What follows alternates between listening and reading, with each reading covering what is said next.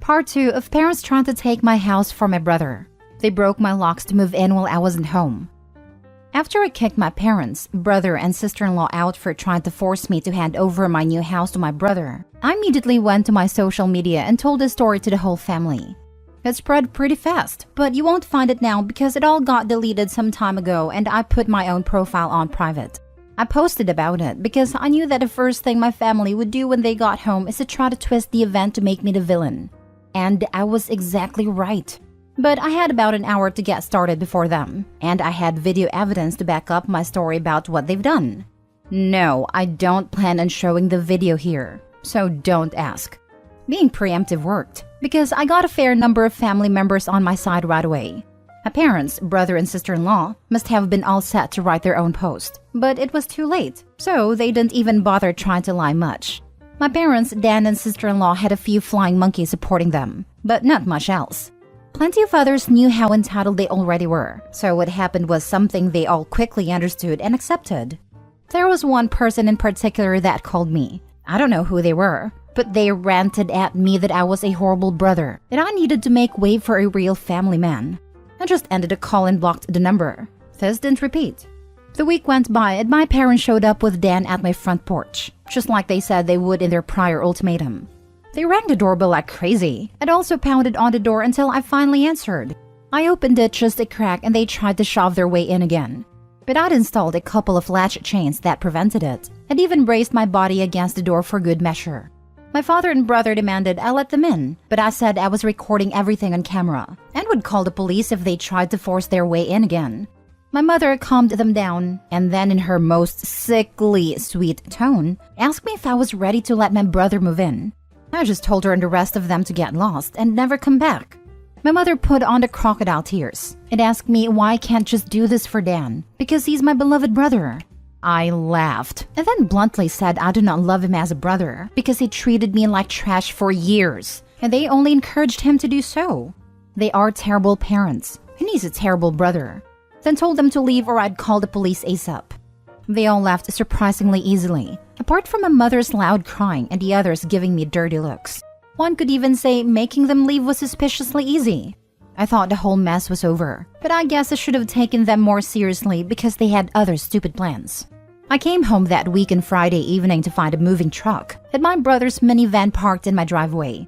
It was Dan and his family there moving stuff in. He just waved to me with a turd-eating grin when I saw him. I was furious and told him and the rest of his family to stop, but sister-in-law smugly said to me that, like it or not, they were moving in. And then, in the most fake way while tilting her head and puckering her lips, she said that it was okay because my mommy allowed it, and I should always listen to what my mommy tells me. I seethed with rage just hearing those words and looking at her smug, witchy face. So, I locked myself in my truck to call the cops right away. When they realized what I was doing, sister-in-law started pounding on my window and yelling at me to stop, and that I can't do this to her because she and Dan need a house. And she cried, "Why can't you just do this for Dan?" I responded with, "F Dan, it's my damn house, not his." Then she threatened to key the side of my truck unless I stopped calling the police, all of which the 911 operator heard, thanks to the window being slightly open. I told sister-in-law if she damaged my truck, I'd sue her. And she was smart enough to retreat. When the police arrived, Dan and sister-in-law, along with their kids, had locked themselves in my house. I told cops what had happened as well as showing them my new driver's license that had my current address on it. Then when we went to my front door, I saw that they'd changed the lock. And the old lock was laying on the porch with the center of it drilled out. And the drill they used was laying right next to it, with a complete Harbor Freight drill bit set. Could they have been any more stupid leaving evidence out like that? I pointed out the broken lock and drill, then gave the police a rundown on all the events that happened prior. Well, I guess Dan called our parents over at some point after I arrived home, because they showed up while I was talking to the cops. My parents immediately lied and started saying that I'd agreed to rent my house to my brother and his family. I said that was an easily provable lie one way or another. So, Dan and sister-in-law finally came out of my house with some papers in hand. They both looked super smug, like they'd somehow outsmarted me. They'd actually drawn up and printed out a fake rental agreement, but my signature was not on it. There was one, but it looked nothing like my handwriting. I don't think any of them have ever actually seen my signature, so that was incredibly stupid on their part. I told my parents and Dan that was stupidly blatant fraud. And if the cops investigated, they'd easily figure that out. And I don't think going to jail and courts would do them any good. It could even make Dan lose his job, which is his only means of providing for his family. I also said I would get a lawyer and sue for damages if anything of mine was lost, stolen, or broken. And I'd call CPS too for good measure.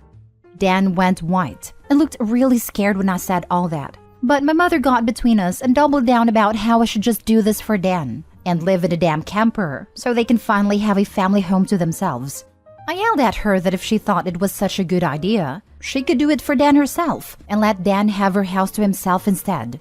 The cops separated my mother from me, and I said I wanted them all out right now, or I'll press charges. I stated in a shout about how they drilled out of my front door lock to break in. The lease papers were obvious fakes, they badly forged my signature, and I have recorded video of sister-in-law attacking me. Those are felonies I could ruin their lives with if I wanted, and if they didn't leave, that's exactly what I would do. The only reason I hadn't already was for the sake of Dan's kids, so they have one chance to get the hell out. The moment my parents heard that, I think it finally clicked that they could not force me to do it for Dan. My mother surrendered and said she'd put an end to this. Then she went over to sister-in-law and spoke with her quietly for a minute while my father spoke to Dan. Sister-in-law instantly started loudly crying, then ripping up the fake rental papers into tiny bits and tossing them like confetti, only to have an officer tell them to pick up the bits of paper or he'd cite them for littering. Both of the cops at this point had the "I don't get paid enough for this" looks on their faces. Dan had to start telling his kids to load their stuff back into the moving truck. The kids were all crying, and the eldest was sobbing that he won't get his own room now. Sister-in-law and Dan gathered their kids up to try and make one last pathetic attempt to guilt me with a sad family routine. You know, where they all gather together in a sort of group hug while all facing one direction. I swear, I think they'd practiced it beforehand. All of the kids had the same pleading look with quivering mouths. Sister-in-law kept rubbing her pregnant belly and tilting her head to look like a sad puppy, and my brother just made the saddest face he possibly could and said, "Please don't do this. We need to be able to live here." But I didn't falter and told them to keep packing. All the kids and sister-in-law turned crying up to 11, and Dan yelled at me, "Are you satisfied with yourself? You've denied us a home because you're too selfish to share and help out family." I ended up laughing like a maniac and retorting that what he was trying to do was taking, not sharing. And no amount of crying will make me let his family move in, because he's no brother of mine anymore. He's just an entitled prick who thinks he can take whatever he wants from me like when we were kids. Dan started F-bombing me until the cops told him to cool it or he'd be in cuffs regardless if I wanted to press charges. He sucked in his lips and looked a mix of afraid and supremely pissed off. I asked the cops if they could stick around until my parents, brother, and sister-in-law had all left, and they said they had no intention of going anywhere until this had been resolved. In fact, in the next few minutes, 2 cops became 4, as more drove in for whatever reason. That gave my parents some extra incentive to get moving. I made Dan give me the keys to the new lock he'd put on my front door, though I got another lock the next day anyway because I didn't know if he had copies of the keys or not. He was really reluctant to hand them over. Then, instead of handing them to me, he actually threw them down the street and into his storm drain while saying to go get them myself. But one of the cops scolded him for that and made him go get them. He had to pull the grate off just to get at them, and he got pretty dirty in the process. When he got the keys back, he just grumbled and slammed them down into my hand. I then told them all to leave and never come back. My mother said I'd be disowned for this, as if that were some kind of threat to me. And I voiced that to them. Then, in an overly sarcastically, I said something along the lines of, "Oh no, that means I won't get to come to any holidays with you guys, where I always get treated like shit by you all anyway. Because Dan has always been your obvious favorite. You all treated me so badly when I was growing up, that if Dan ever needs an organ donor, I wouldn't give him anything. So do like you always told me to do when I was mistreated by all of you, and suck it up." My parents were floored after I said all of that, and the quartet of cops were looking pretty judgmental at them as well. I tell you, if you want to put nasty parents like mine on the spot, confront them in front of cops, because they'll likely not try anything really stupid then. My mother just started crying and walking away. My father just stood there looking like he wanted to hit me, and Dan just held his kids in defeat. Oh, and sister-in-law was off having a tantrum in my front lawn. Soon enough, they all formed a line handing out boxes and got their stuff out of my house. Nothing had been unpacked yet, so it all was taken out pretty quickly. But while doing it, my mother kept saying it wasn't too late, and I could still do it for Dan several times. Each time, trying to bargain more and more to try to make me change my mind. She said that Dan could pay me rent if I let them stay, and when that didn't work, she said I could move back in with them to let Dan rent my house, so I wouldn't have to share the building. I told her to shut up and keep packing boxes, because I don't want Dan or his family around. I don't want his money, and I certainly don't want to live with him, nor my parents ever again after the way they treated me when I was a kid. Making a deal with my parents would be like making a deal with the devil to me. Sister-in-law ended up having another tantrum after hearing that and threw a box down, then sat on the ground to have a pity party because she didn't want to go back to sharing a house with my parents. And she just sat looking angry/sad there until everyone else was finished. She didn't even want to get up when it was time to leave. They finally got everything out of the house and into the truck. So before they left, I laid into my parents one last time about all of the crap they put me through growing up. And with 4 cops being right there, they couldn't do much other than stand there and take it for once. I called them out on so many things that happened, and even pointed out how they couldn't just do something nice for me, like letting me stay over with my camper when I was homeless and trying to get back on my feet. How they let Dan and sister-in-law ridicule me and call me a bum. Well, who's the bum now? They wanted to kick me out of my own house so Dan could stay in it free of charge. Yet when I needed a place to go, they wanted to gouge me for more than I could afford just to park my camper, when they knew I was out of job. There were more extremely judgmental stares from the cops when I said all of that. So I put my parents on the spot one more time and asked them what I ever did other than being born to deserve being treated so badly. Because when I finally have a bit of success in life, they want to snatch it away from me for their favorite child, since they'd rather I give everything to Dan and leave nothing for me. I bought my house using the money that I earned. I owed them nothing, and I won't be asking anything from them ever again, because clearly I will never be anything more than a doormat or a cash cow in their eyes. I got no answers from them. They just stood there looking like fish out of water. So I continued ranting and asked them what in God's name made them think they were such good parents after all of that. My father was beet red, but more from embarrassment than anger this time, and my mother was crying that she was a horrible person. I bluntly agreed that she is a horrible person. They all are, and I bet they'll go to hell for it too. They were crappy people and they all knew it, but if I'd call them out on all of this stuff in private instead of in public, they just get mad at me and still act like I'm in the wrong. They just kept up the denial for so long that it became a part of who they are. My mother buried her face in my father's jacket to cry, and my father looked more defeated than I've ever seen him. Dan and his family avoided me entirely as they finished putting everything back in the moving truck. I made sure nothing of mine was stolen. Not that I'd had a chance to get much furniture yet. I was lucky to even have a couch at that time.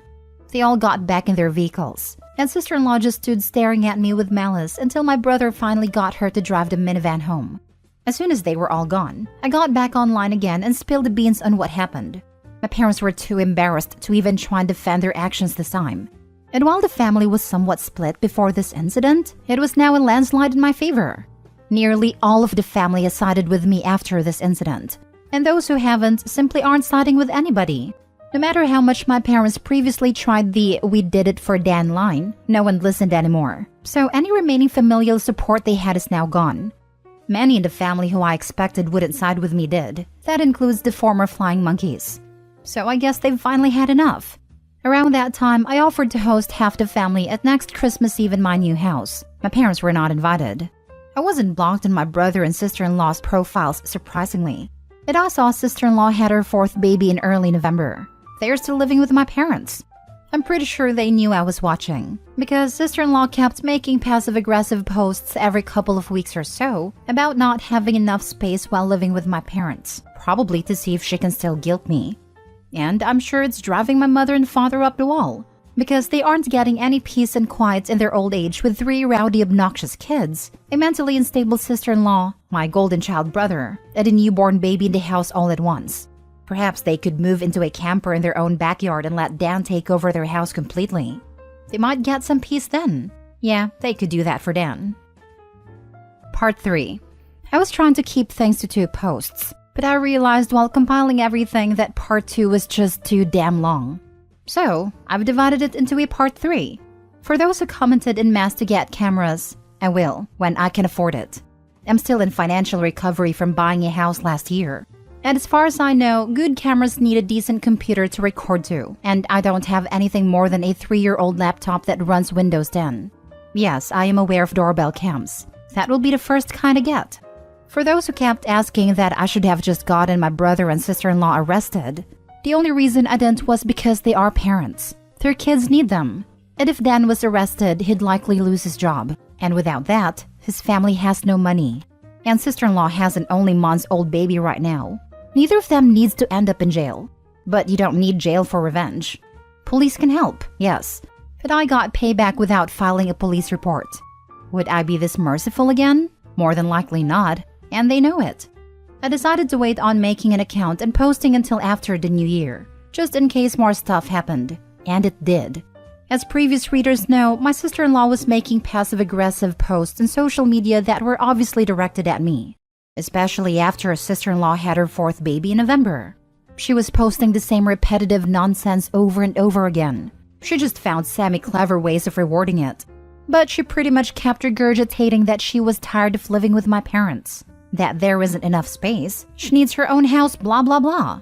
I know I sound dismissive, but live through what I have with these people and you'd be ready to sarcastically play tiny violins in front of them too. They're just that bad.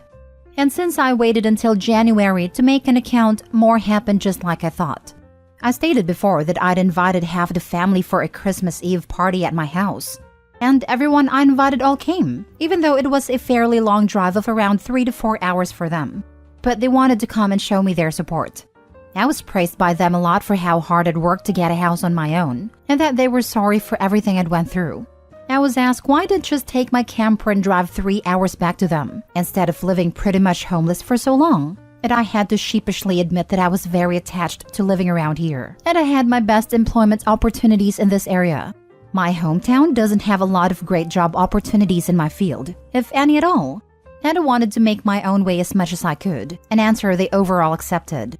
We moved on to having a rather nice party, the best I'd been in years. Some relatives even brought CDs of great Christmas albums. And I have to say, the one my uncle brought of Ray Charles was my favorite. He sings Christmas songs like no one else I've heard. It was a grand and happy time. I felt like for once I could just forget my past issues and enjoy the moment.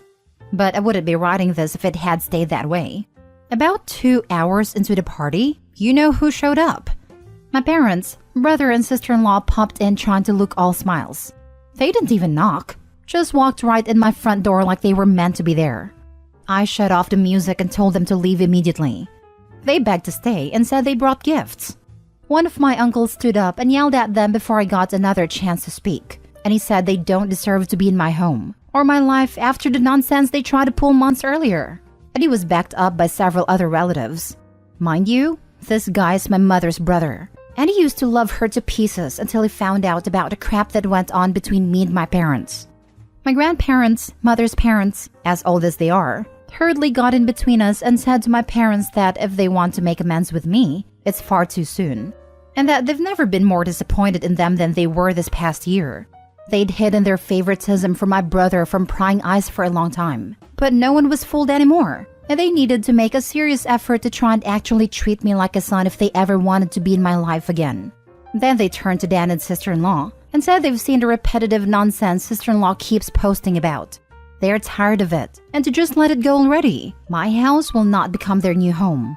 Sister-in-law went back to her old standard of crying and had a pity party about how she should be the one living here, and not me. She plopped down in a chair to have a tantrum and say it wasn't fair I got this house to myself when I have no family of my own, and she has 4 kids that need more space, and she just wanted a better place to live in and feel like a real mom. It was petty of me, but I loudly pointed out that she sucks as a mother because she lets my mother do most of the parenting, while she sits on her butt all day drinking, playing on her phone, or going out and spending all of Dan's money. And she has the nerve to complain about it? I even joke that I'm surprised her baby doesn't get drunk from her breast milk, since she drinks so much booze, which I admit went a bit too far, so I got some stares. She demanded to know if I was calling her a bad mom, and I said the evidence speaks for itself. And if she wanted to be able to afford to move out of my parents' house someday, then she needs to put her college degree to some use, get a job, and learn to save money. My mother already does most of the childcare for my brother's kids anyway, so she'd have plenty of time after her baby gets a little older. My brother's eldest kid, 7 years old, ran up to start kicking and screaming at me for yelling at his mom, and kept at me about how his mom said that I was the bad guy, who made her cry and didn't let them live here. That's when my brother grabbed his son to pull him away, but all the other relatives jumped back in, and this sort of turned into a family intervention against my sister-in-law and brother. She was crying, her new baby was crying, her kids were crying. Hell, even Dan was very nearly in tears from the verbal lashing he was being assaulted with. He ended up just sitting on the ottoman I keep shoes in by the front door and looking like a complete wreck. He couldn't look anyone in the eye. He couldn't even say 2 words to me, not with the whole house filled with angry people, ready to judge him if he tried to let out his inner golden child again. If they weren't there to get in his way, I bet this would have ended up a repeat of when he tried to order me around to try and take my house months earlier. By this point, though, he'd been so thoroughly humiliated that his and my parents' reputation in the family was completely destroyed because the masks were all off now. Soon after, my parents, brother, and sister-in-law all left in defeat. The party resumed, and we all avoided speaking of what just happened for the rest of the evening. Since most of the adults had been drinking, everyone stayed the night in my house. I even let some of them sleep in a camper so there'd be enough space. I admit it also makes a good guest house. My relatives all wanted a tour of it earlier as well, and they said they couldn't believe I'd been living in it for around 2 years. I got a lot of questions about it, like what summer and winter was like and so on. I was up earlier than everyone else Christmas morning, and had a fresh pot of coffee and some ibuprofen for those spiked eggnog hangovers a few of them had. I was complimented in being a way nicer host than my parents ever were, and we all agreed to do this again next Christmas. After Christmas, sister-in-law did finally stop making posts that were obvious digs at me, and deleted all of the old ones as well. But shortly after the new year, she more recently made a new post complaining about how she'd tried to convince my parents to get a camper like I did, so it could be set up in the backyard, so Dan and his family could use the whole house as their family home. Well, a taste of one's own medicine is never fun, because my parents turned that idea down. Vehemently, I hear. No one's gonna push them out of their own home, let alone their master bedroom. The post was only up for a couple of days before sister-in-law removed it, and she has hardly posted anything since then. She loves to complain, but if a tree falls and no one is around to hear it, can it still complain? Sister-in-law, I guess, has realized there's no point in doing it when no one hears her anymore, and Dan can't afford to move his family out on his salary alone anytime soon. If they end up expecting another child in the next few years, I won't be surprised. Things mellowed down for me since then, and I've even invited friends over for a poker night. I suck at poker because I can never remember a damn thing about it. But so what? We get to drink beer and eat junk food while being merry idiots. We all loaded up on Whoopers from Burger King, and just had at it the best way 4 grown men can, when they just want to have a good and adulterated time and get pissed drunk. I think maybe around summer, I'll look into possibly dating someone. I'm not exactly getting younger here. Fingers crossed that goes well. My camper just sits idle in my yard now, and I admit, there were some days I went out there just to spend time in it. I did live in it for 2 years. It's like my second home. And maybe one day I'll actually get to use it for camping, like it was meant to be. I've never been camping. My parents considered it a waste of time, so it would be a completely new experience for me. This pretty much marks the end of what happened. My parents, brother, and sister-in-law have all been staying very clear of me. In fact, they seem to have gone back to acting like I don't exist, like they did before I bought a house. Not like that bothers me at all. It's better that way. But they inevitably come back in some way. I know they will. I just wonder what kind of stupid thing they'll do next. If anything notable like all this ever happens again, I'll make another post if this account is still active. God willing, this is the last you'll have to suffer with them. Agree. What I don't understand is that little brother lives in your parents' house. He's probably not paying rent, utilities, or food. So where is his money going? It is my understanding that he's been living there rent-free for at least 7 years. More than enough to save up for a nice down payment on his own house. If you ever have the unfortunate chance to meet him again, remind him of that. Tell him that if you can do it, so can he. Tell him it's time to grow the hell up and quit expecting others to support his sorry self. Good luck. The wife drinks and shops most of it away. I'm proud of you. I'm proud of your extended family. You absolutely can't pick who you were born to, but you can pick who's important and who you spend your time with. Between your extended family, your friends, and a possible future romantic relationship, I hope the rest of your days are full of joy and peace. Coming from an abusive family, I know how difficult it is to set boundaries and stand by them. You've done a phenomenal job, and you've made a phenomenal life for yourself, Opie. Mrs. Evil Spawn keeps getting pregnant, not because she loves or wants children, but in order to use the kids as spawns, doesn't she? Your earlier posts had my blood boiling so hot. That didn't occur to me before reading this one. Now, Mr. and Mrs. Evil Spawn are probably going to attempt to drive your so-called parents out of their own house, but as you noted, your parents are not likely to let that happen. Grab a bowl of popcorn, Opie. As long as they're all leaving you alone, this bit of karma should be fun for you to watch. As you said so perfectly, a taste of one's own medicine is never fun. How I wish I could have seen the look on your mother's face when she realized that her own brother and her own parents were judging her guilty as charged. All four of them, your parents, brother, and sister-in-law, are now reaping what they sowed. Let them, and enjoy watching the disaster that's about to play out. Yes, she does weaponize her kids to get her way, but she can't milk that forever. I'd invest in those cameras sooner rather than later, or the comment from the last post will probably end up true. Part 4? So they burned my house down. I'm proud of you for standing up for yourself and getting the evidence to back it up. Do not assume this is over or you've won. This won't stop. Even if they go a year or two before doing something, this will eat at them because they are trashy, entitled people. Keep it up. You got this and you are going to do well. Again, I'm proud of you.